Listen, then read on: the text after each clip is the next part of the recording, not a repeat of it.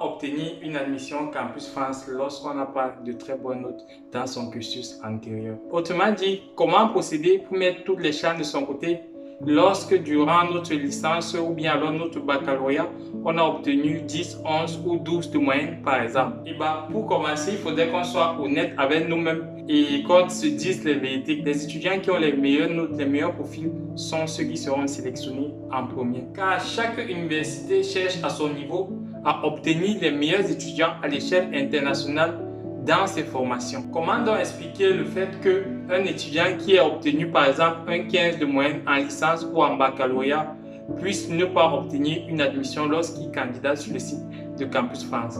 Paradoxalement, comment expliquer qu'un étudiant qui a 10, 11 ou 12 de moyenne puisse se retrouver, après avoir choisi cette formation, obtenir une admission? La raison, c'est que seul le niveau académique ne suffit pas. Dans cette vidéo, je vais te présenter une stratégie en 5 étapes qui va te permettre de mettre toutes les chances de ton côté et d'obtenir au minimum une admission Campus France. Je t'invite à rester jusqu'à la fin, car en réalité, chacune des étapes dépend directement de celle qui la précède. Et c'est toutes ces étapes appliquées ensemble qui te permettront d'aboutir à un résultat et d'obtenir ton admission. Mais avant de commencer, si tu es nouveau sur cette chaîne, je t'invite tout d'abord à t'abonner et à activer la cloche de notification pour recevoir régulièrement des vidéos comme celle-ci qui te donneront des conseils et astuces pour mener à bien et réussir tes procédures de demande de visa. Ok, si c'est bon, let's go! La première étape de cette stratégie, c'est de travailler sur ta lettre de motivation.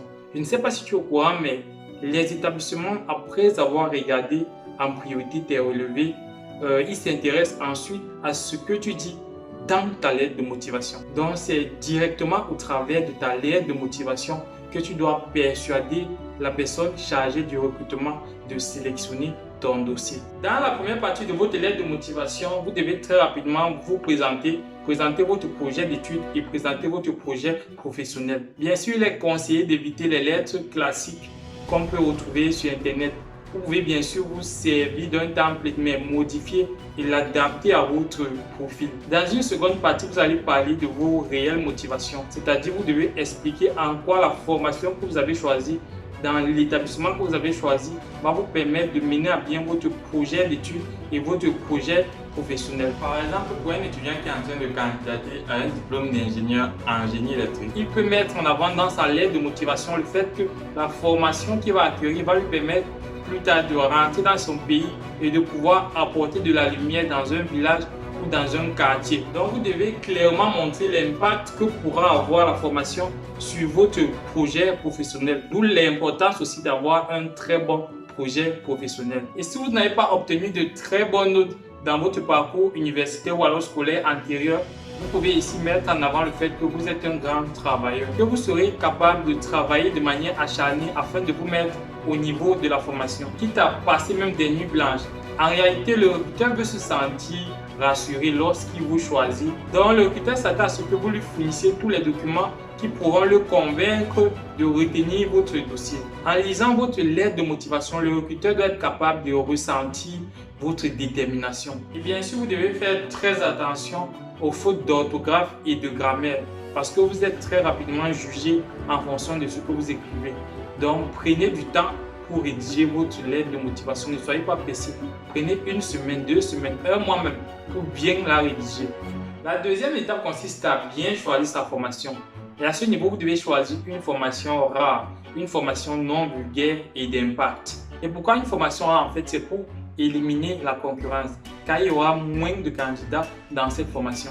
Par exemple, prenons la formation de météorologie de l'École nationale de météorologie à Toulouse. Vous savez, la météorologie est un domaine dont nous dépendons tous, ou alors presque tous. Et en France, il existe quelques rares formations, quelques rares écoles, parmi lesquelles l'École nationale de météorologie qui forme dans ce domaine. Du coup, vous aurez plus de chances d'être retenu à l'issue de la sélection dans cette formation-là. Aussi, il faudrait choisir des formations en fonction de celles qui cadrent directement avec votre profil.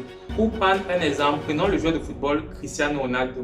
Ce n'est plus à prouver que Cristiano Ronaldo fait actuellement partie des légendes vivantes du football. Cependant, si on prend Cristiano Ronaldo et qu'on le place sur un terrain de basketball, il ne pourra sûrement pas faire grand chose.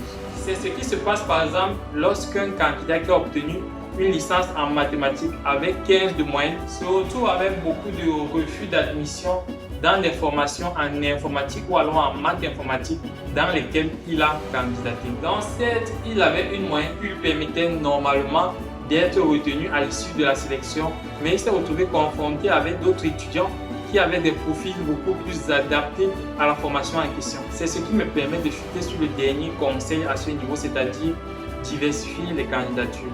Mais choisir tout de même des formations qui cadrent directement avec votre profil.